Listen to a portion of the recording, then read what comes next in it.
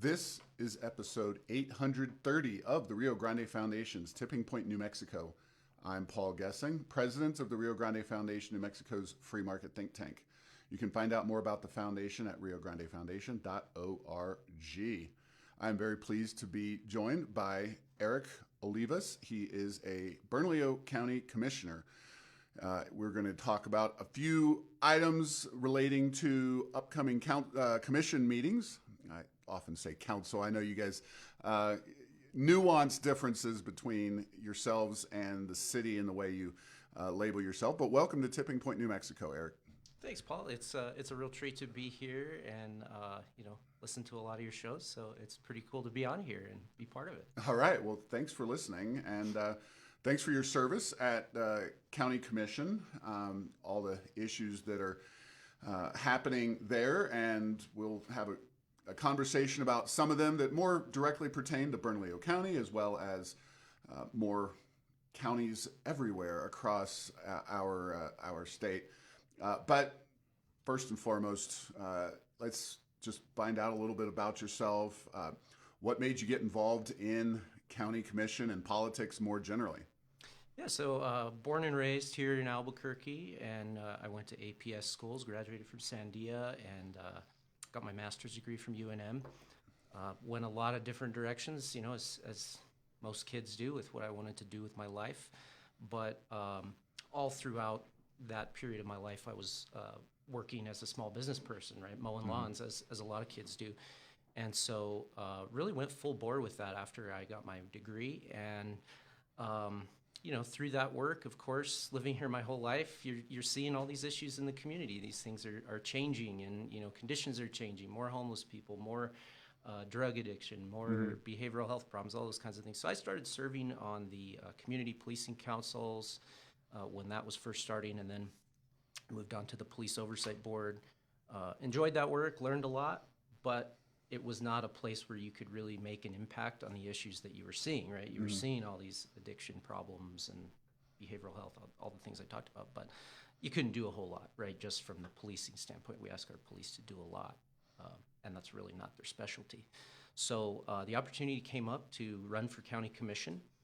I challenged an incumbent of my own party, and so it was a tough race, the first race I ran. And this is broadly speaking, East Mountains, far northeast, southeast heights. Give me a bit of a description of the district. Yeah. So my district is actually a lot bigger than that. There's only 5 commissioners, right? So our districts are huge, about 135,000 people. So it's all of the East Mountains, the foothills, Fort Hills area, but then it goes all the way into Uptown. So the western boundary is actually San Mateo in my district. It's kind of like a V-shape, triangle shape, gerrymandered thing. So, and I have to ask, are you still involved in the kind of would it be more described as landscaping or lawn maintenance? How would you describe that? Is that still your business? Yeah, I'm a licensed journeyman plumber. I have my MM98. That's what I do. My day job just came from working on a drain actually just now. So. That's what I do between. So a handyman maybe would be. Well, all things, yeah. But most of what we do is commercial landscaping. We have a lot of commercial clients all around the metro, Santa Fe, Rio Rancho. So that's the main bulk of the business. But then, I'll do sewers, well, just drains, as somebody who grew up back east, and cutting yards was a big thing back there. The push, including, of course, a certain water authority that you're involved in. I don't know if you're on the board. I am. Okay, there you go. Very focused on getting people to cut out a lot of that kind of thing. And, obviously you can't make those kinds of decisions based on your own business, but it is heavily incentivized here not to have a yard. And I just wonder how that impacts your business. Is it just a smaller group of people involved and they do the work, and over time, probably more and more people give up their grass and their yards. Is more heavy landscaping. Give me a little bit about the business that you're in. Yeah. So, of course, I started, literally just my dad got me a mower and started mowing lawns, edging lawns, all that stuff for the old folks on the block, basically. Right.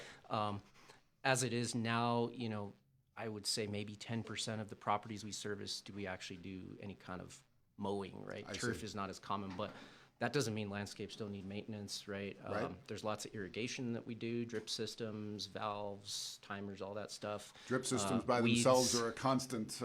constant source of work. Yeah. But yeah, weeds, trimming, tree work.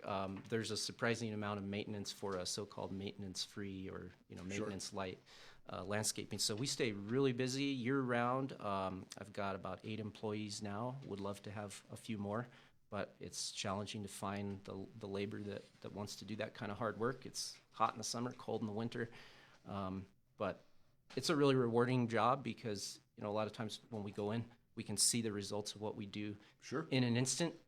The work that I do downtown here at the county is very different in the sense Absolutely. that you have to wait a long time to see those results often. Well, as you mentioned, there's 5 county commission seats. Unlike the city, they are partisan. You're a Democrat, and you mentioned the parameters of your district, and you are pushing on an issue here relating to campaign finance and specifically public financing of campaigns. Before we get into maybe a broader vision, let's talk about the process because you will have a meeting here of the county commission. Is the date the 17th of August or 13th? I believe it's the 11th. 11th. Okay.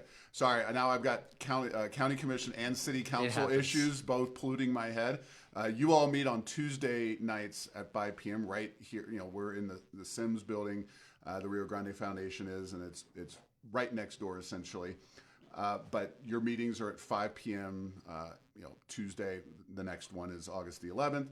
And at that meeting, you'll be discussing, you and your fellow commissioners, a proposal that is yours, right, to enact public financing of campaigns for the 5 commissioner districts and then the 5 other county-wide jobs at the county, which are the assessor, the clerk, the sheriff, and there's a judicial one. Treasurer and probate. Treasurer, yeah. I figured you would know those, but that's a lot for me to remember since I haven't been baptized in the county issues quite like that. But some of those are pretty high-profile races. Some of them are less so. And, just talk about the process as a starting point. Why do you want to do public financing in county races? So let me start with like you said, the Yeah. process, and then go into sort of the bigger picture why. So what's on the table right now, they were introduced at our last meeting in June. There's 3 components to this basically. One of them is just the specific ballot language, right, that goes on the ballot because we're asking the voters for their permission, so to speak, or their approval to add this to the county charter as a piece of the charter. Important to note that the language is may add, that we may implement a public financing system. So it does not require that, Right. and that also leaves leeway for future commissions, right? If something's not working, it's not working out, and we need to change it or get rid of it, that's always an option. I think we have to leave that kind of. So that's in the language. And the charter is like the governing document of the county. You could call Yes. it the Constitution or whatever.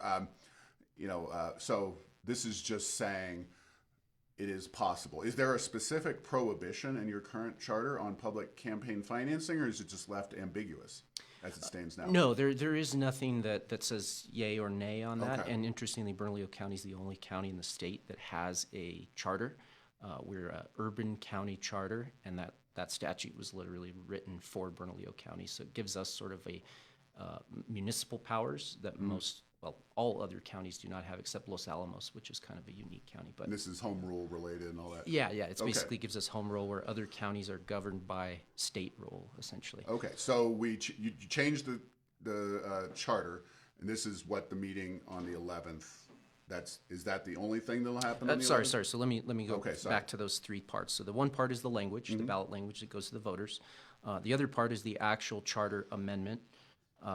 That's the specific language that gets added to the charter because we're not changing anything because there's Right. no specific prohibition. And then the third part, I think, is to me actually the most important part, is a resolution that directs our Code of Conduct Board, which is essentially the county ethics board.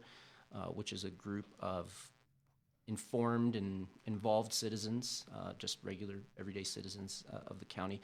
It directs them to actually study this issue and retain experts if needed, work with the county manager, the county attorney, and elected officials like the clerk, who's probably going to be involved in implementing this if it goes forward. Directs them basically to study the idea and then make recommendations on the best type of system going forward. Everybody's kind of familiar with the city system, right, where you get a certain number of signatures, certain number of $5 contributions, and that opens up the ability to access. I think for councilors, it's around $60,000. For the mayor, it's like $700,000. This doesn't necessarily commit us to that system.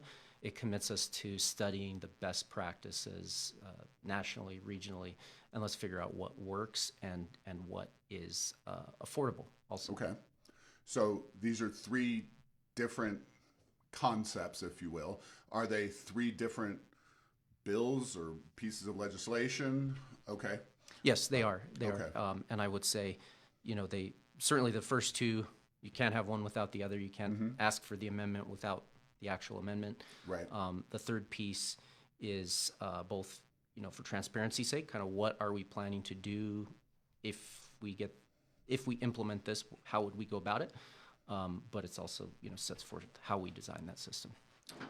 So if these things pass on the 11th, then something would go onto the ballot. The language, can you discuss the language itself? Because my impression is that it's fairly vague. Since you are studying this, there's not going to be dollar amounts allocated or laid out. It'll be, do you have the language? Yeah, I don't have it, No, memorized, I understand. But it's there's a series of, legal jargon that kind of has to be in there. New Mexico statute citing different things.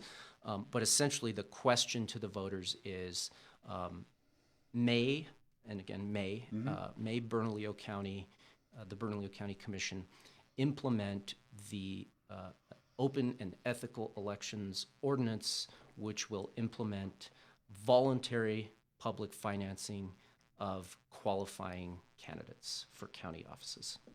This is going to be a heck of a paraphrase, long, a long ballot measure. It's very. I mean, I understand the reasons, and it's all laid out there as you have said. But may and very kind of vague. But I get the reason. So nothing happens per se if this passes. Even starting in January, except for there would be a study of it, and then at some future point, the commission would have to come back and actually pass the details of what's going on. Okay. Correct. Yeah, and it includes in that study, fiscal analysis of all the different options, because of course we need to understand what is it projected to cost. Right. And the earliest this could be implemented would be the 2028 election. Okay. Obviously the current, right. The current cycle is not going to be affected, and Right. and that's the earliest. It could be Okay. further than that.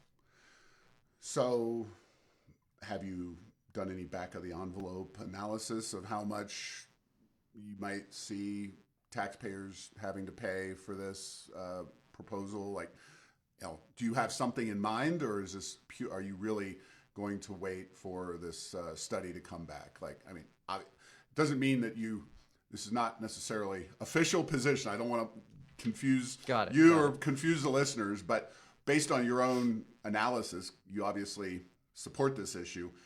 Do you have an estimation or an idea of how you think it might work? So let me take a step back actually and answer the sort of second part of that first question before we go into that. But Sure. I think that it dovetails. So not trying to dodge the question intentionally, but I think it's important to sort of state the why, right? Why am I interested in this, and why do I think that voters should be interested in this, and just general citizens? And the problem that I think I'm trying to solve here is the influence of money and big donors in local elections. And let me be very clear, that's all big donors, so it's not just, kind of the corporate titans that everybody thinks of when they think of that.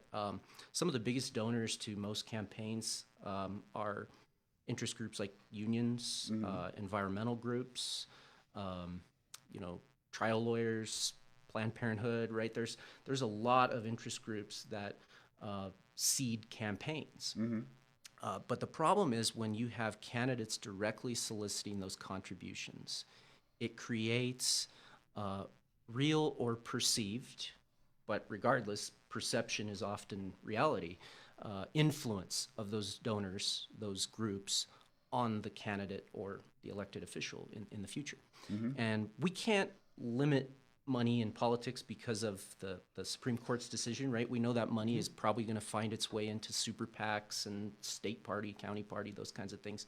And it's still going to support candidates for these offices.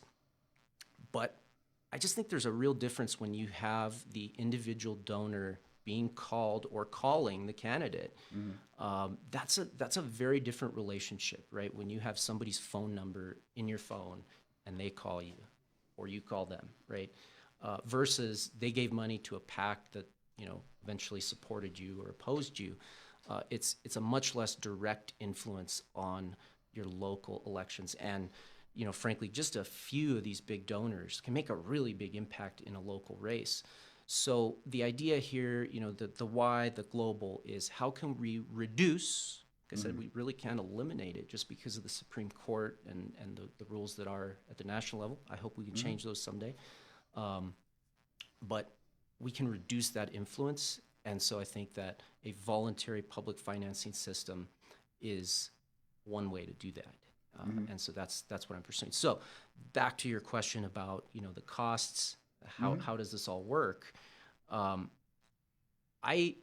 whole point of that study group, right, is to actually study this. I don't really want to put my finger on the scale at this point and say we should do exactly what the city's doing. Sure. I've heard a lot of negative things about it. I've heard a lot of positive things about it. So I don't necessarily think that that's the system. I want us to be open-minded and look at all the options that are on the table, what are other communities doing, and what is fiscally viable for the county. And I think that the range of sort of what campaigns are raising and costing is vast, right? And again, it's purely voluntary.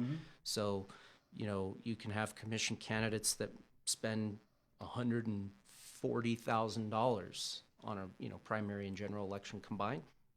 I think you have other races where it may be $20,000 or $30,000. So it's there's going to have to be a lot of there has to be a lot of work on that, really, to figure out what is that sweet spot where you're still going to attract candidates to run and use that system, but also not break the bank, because we do want to be fiscally responsible with taxpayer dollars and make sure that that's a responsible number. So before we get into the city of Albuquerque and kind of comparing and contrasting or highlighting what I would call challenges or issues associated with their system, are there, and I realize this is a delicate question, but I'll ask it anyway. Do you feel like there are specific instances or issues that are addressed differently at the county commission based on the financial backing, the way, kind of private interests have been involved in funding campaigns? Are there issues that you think the county commission does not address? Or maybe, obviously you're not just talking about county commission, you're talking in some ways the more ambitious project for public financing is the sheriff's race and some of these, quite frankly, in a lot of ways, higher profile races, because they do encompass the entire county. Are there issues that you see not being addressed or being addressed differently than they should be, from your opinion, based on the financial support that candidates have received? So I'm going to try to be I realize that's a equal very here to you can both call sides. out a lot of people, but Sure. Look, you've got, as I said, this is not really a partisan issue. I think on both sides you can find people that the other side won't like, right? So, whether it is labor groups, unions, right, that contribute to campaigns and then, push different issues, different policies, different perspectives that, are in the interest of their members and the interest of the folks that they represent, right? I think that's like project labor something. Agreements or something like that. I mean, that's certainly something that I think all unions support. Certainly the trades. Most, I mean, I don't know about I don't know about some other the public sector unions are not as right. concerned about that, but, Okay. but yeah. So I think that's a good example on that Fair. side. And again, I'm trying to be And fair. I'm not, So, I'm not trying to make it, make you put you up as a paragon of supporting or opposing either of these. I just No, and on the other side, to be fair, right, you've got private sector developers, right, that come to the county, and I know we're going to talk in a minute about IRBs and economic incentives. You've got those same folks making big donations to candidates as well. And then you look at some of the races for like the countywide electeds, you will often see contractors for those offices contributing to those candidates. So, that may be security companies or, technology vendors, those kinds of things, because those elected officials can sign contracts with those individuals. Right. And again, it's real or perceived, right? There may be direct influence, right? You may have a company that says, hey, I gave you that money, sign this contract. But even if it's perceived, right? You may go through an RFP process. It's totally fair. They were the most qualified company, but nevertheless, it looks crooked when you have somebody taking money and then giving a contract. That's a good way to evenly and generally describe the situation. So totally fair. All right, let's get into the city. Now, I'm a little hazy on who got public financing on the council in the last election, but most well known to most people listening to this show is going to be the fact that Mayor Keller did get public financing, obviously not just an incumbent, but a two-term incumbent now in his third term, whereas none of the other, we'll just say five candidates, total of 6 in the race, none of those other folks got public financing. And, you look at city of Albuquerque, the way it's generally run, the fact that Mayor Keller was able to marshal a lot of support outside of the public financing system. Do you see this as a model, kind of a warning, kind of a warning of what not to do, somewhere in between? Because there's only so many ways to do public financing. You essentially have to have some relatively arbitrary level of public support. In this case, I guess it's high enough that the mayor was just the only one able to do it, even though Darren White, was obviously there. And then there were other candidates like Alexander Ubaez who got significant public support. And then how much money is handed over to them in their campaign. And Mayor Keller got just north of $1 million to fund his campaign. Nobody else got that kind of funding. So I'm not asking you to say, yes, we are going to rubber stamp exactly what the city did, but is this a model that you think is working? And if so, where do you see the county going with their system if they do all of this? I think that it's both a model and a warning, right? Okay. It's both. I really do have a problem with the fact that we've only had one candidate qualify for public financing at the mayor's level in the last 12 years. I think that's accurate. I'm not sure about that very first election when Keller first ran. Fair. I'm not an expert either. But it wasn't many, right? Right. It may be a handful. Mm-hmm. I think that's a problem. I think that shows that there's something with that system that needs to be changed a little bit because, Darren White, they both got significant support in the polls, but they didn't have any of that. And so, one of the things that I know is true about that system is you can only sign and give to one candidate. Okay. Right. And so I don't know if that's the solution there, but I do think, there's a limited pool of folks that are going to be active and involved in giving money and that kind of thing.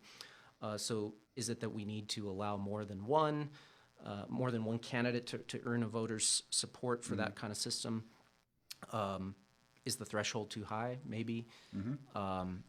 Anyway, I think there's a lot of ways to slice that. But at the same time, I think if you look on the city council side, it looks to me like quite a few candidates are able to qualify under the council system, and the amount of money is fairly modest. I don't know the exact amount, but it's not so much. And I think, like, for example, one of the op-eds I read about this was, we're going to be giving every countywide candidate $1 million like what the mayor gets. I don't think that's not realistic. We can't afford that. Right. And B, I don't think it's necessary, right?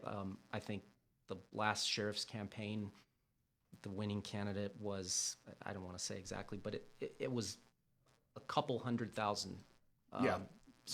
That's what I don't think tracked. you need $1 million per candidate to run a successful countywide campaign. And the other advantage of that qualifying period is that you're actually out talking to voters, right? You're not talking to donors, but you actually have candidates out knocking doors, doing house parties, having those conversations with people that live in either their district or countywide that are just everyday people. They can be big donors too, but they can only give $5 and they can only give one signature. So it kind of levels the playing field and broadens the base of people that candidates have to talk to qualify. Okay. Obviously, kind of the analog would be county commissioners, most like city council. Obviously, nuanced differences there.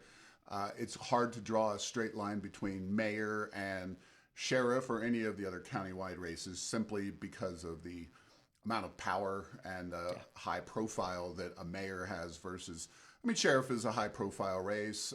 We had just recently a pretty controversial assessor's primary on the Democratic side. And so you occasionally get those, but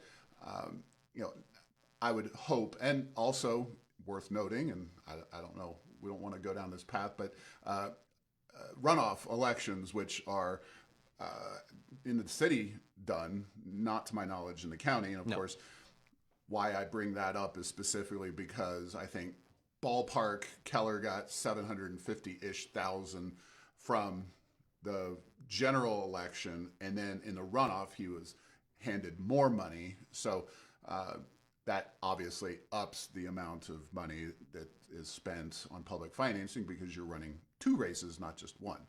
So there are differences there, but hopefully we would be talking about a much smaller number here. I think so. And I want to add just one added advantage.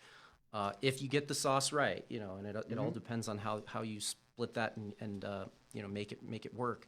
But the added advantage to just getting some of the influence out of politics, to me, is also maybe being able to recruit other candidates into what is a relatively low profile job. Most of these, right? And so, how do you open that up more?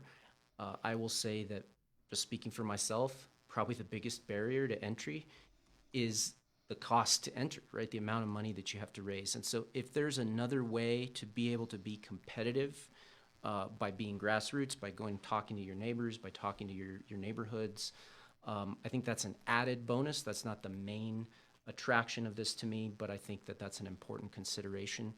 But again, you got to get it right, because I don't think we want to have a system that's exclusionary. All right. Well, I don't know that you've got a sale from me, but and we'll see what our listeners decide on. But ultimately, what matters is your 4 fellow commissioners, and then in November, assuming that this happens, although we'll see on the 11th, we'll see what kind of pushback we can generate. But yeah, our view is just. I don't know that there's that big of a problem. I'm not going to say Bernalillo County is a paragon of great governance in New Mexico, but you guys are low profile for a reason, and we don't come after you guys all that often because you don't. First and foremost, your budget's nowhere near the size of the city, but it's also there's not as many kind of adventurous bad ideas that seem to take hold, thankfully. So I don't take that as a backhanded compliment or whatever you want. But we will, speaking of bad ideas, we will talk about, this is where we get into the economic development stuff. And there's, I think, a lot more crossover here, but I do have concerns, and I think it's worth getting your views on. Let's see, there was an Albuquerque Journal article a few months ago. The headline was Bernalillo County Commission to weigh $1.2 billion in tax abatements for solar projects. And this is on the west side of Albuquerque. New York developer wants to construct new energy facility on Albuquerque's west side. And so the $1.2 billion, and we can definitely want your thoughts on specifically how that works, but it's an IRB, industrial revenue bond. And how does that work? And we'll get to that in a second, but it's between 2.5 to 3.1 square miles of real estate on the west side somewhere, and maybe you can describe more generally or specifically, but it's kind of a Trisco Vista area, so getting out towards the Amazon warehouse and some of those facilities. And this is where a very large 2.5 to 3.1 square mile solar farm, presumably with the energy to be sold to PNM or Texas, New Mexico now, as they call it. Okay, so $1.2 billion, that's a big number. We're talking about IRBs. What is an IRB, and why would you be offering it to this particular facility?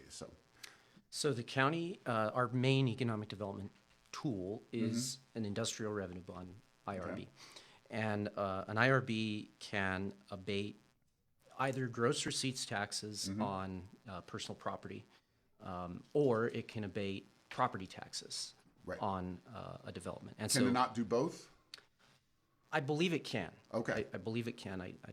Because I think this one would have a little bit of element of both. And I think for the solar farm, the bigger thing is going to be the personal property, right? Because if you're bringing in millions of solar panels and all the everything that goes with that, batteries, those are very expensive pieces of personal property. And just to be clear, New Mexico taxes through the gross receipts tax this kind of thing in a way that other states, quite frankly, do not. So if you were bringing a solar panel or large number of solar panels to this facility to install them in, say this is outside of Denver or outside of Phoenix, it's not taxable. The physical components are not taxable in those states, but they are here, thus the industrial revenue bond.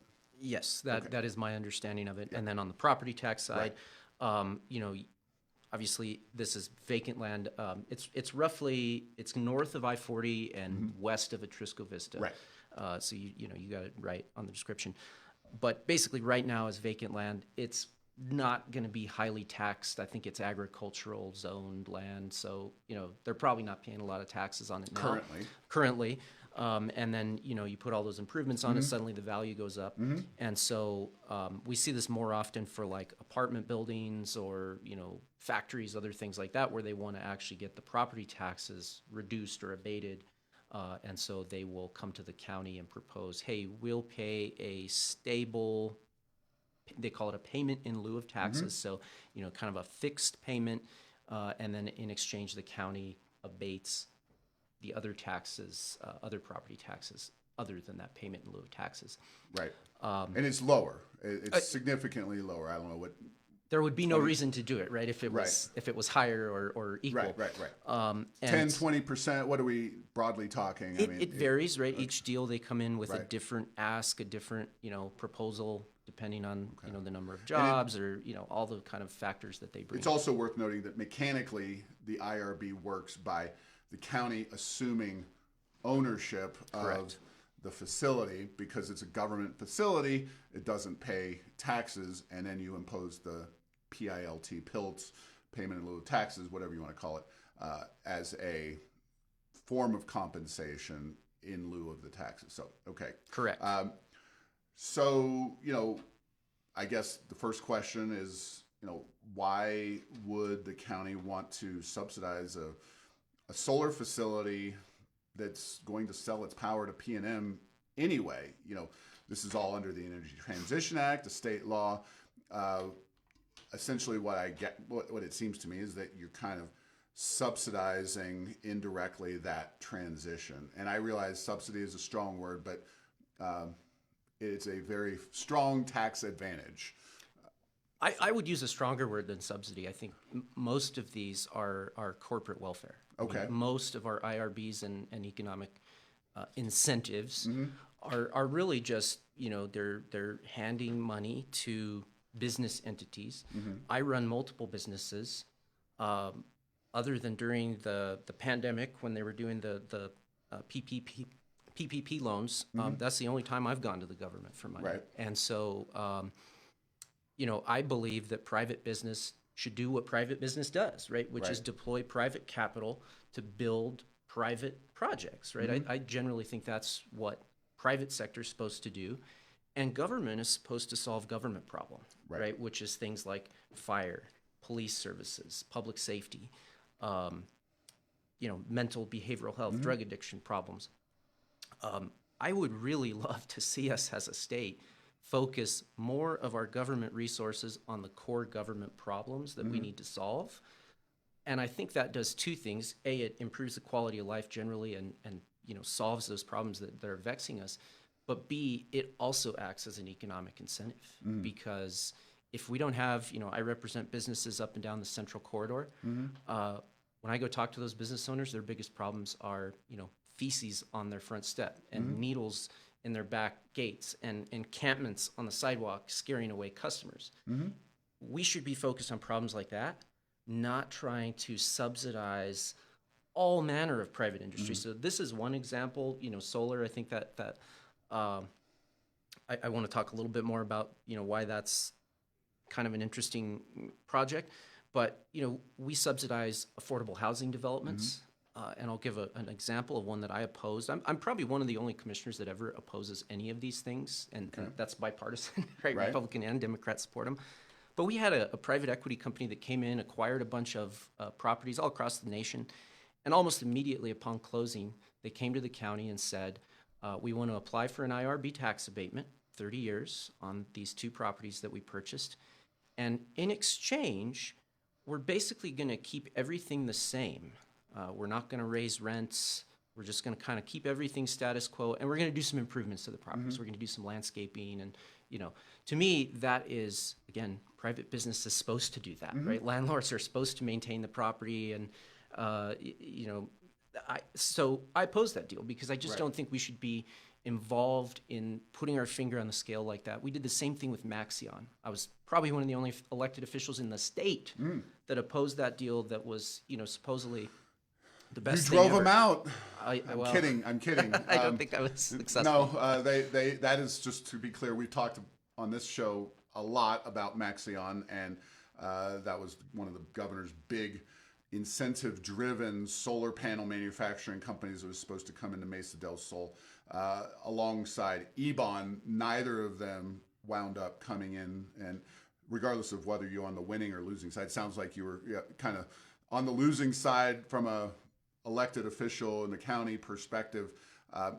They could have had their incentives, but ultimately their business model seems to have failed, or they had such issues with getting this fabrication facility set up that they took off. They didn't ever do anything. Right. I think the private market made that decision for them. But I'll say I think as a community we lucked out because my biggest problem with that deal was that half of those jobs, it was touted as like 3,000 jobs or something like that. More than half of those were less than $35,000 a year that we were going to be paying those people. And to me, then we're going to subsidize those. Not only are we giving them the IRB and the direct incentives, we're going to now have to do food stamps and Medicaid and housing assistance. So we're going to be subsidizing that deal on all sides. So I really did not feel like that was a good deal for us. So the point being, right, we do a lot of these deals, and I just think we could be using those resources to solve the problems that really only government can solve. I'm not sure we're getting there, but we need to be focused on those things, not on let's do what private business does. So we don't have a ton of time left, and I guess I'll ask this, and we'll kind of dovetail it into the rubric that the county has recently adopted relating to economic development. Because I would look at some of these IRB situations and say, especially on the gross receipts tax side of things, the state, specifically the state, really needs to be more business friendly, and we need to do things to make our city, our state, our counties more attractive as destinations for economic development. I don't think our property tax situation is out of line. In fact, generally speaking, we have lower property taxes. And if we didn't constantly give away incentives on the property tax side of things, we would have lower taxes across the board. But do you have specific suggestions or ideas for? And I can't let you go on too long, but a few suggestions, ideas for how the state, especially, might make us more attractive, the county more attractive, economically speaking.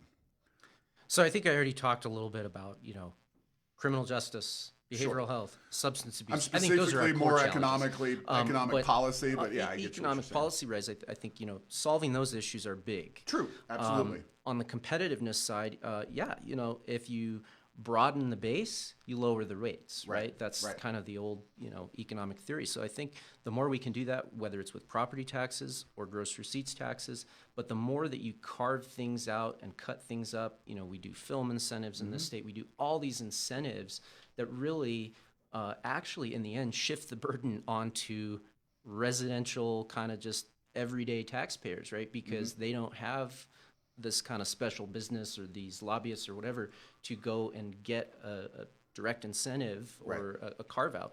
So I think we really, again, broaden the base, lower the rates is really the way to do that. And so I think that's what we need to focus on. And I'll just add that, if you have business X that is already here and they're paying all the taxes, et cetera, and then you have a new business that comes in that is competing with them, and then they get all the incentives, that is a very unfair situation. So I think we're largely in agreement with that. What I do want to ask you in the last just few minutes, kind of broadly speaking, your thoughts on the rubric that was developed.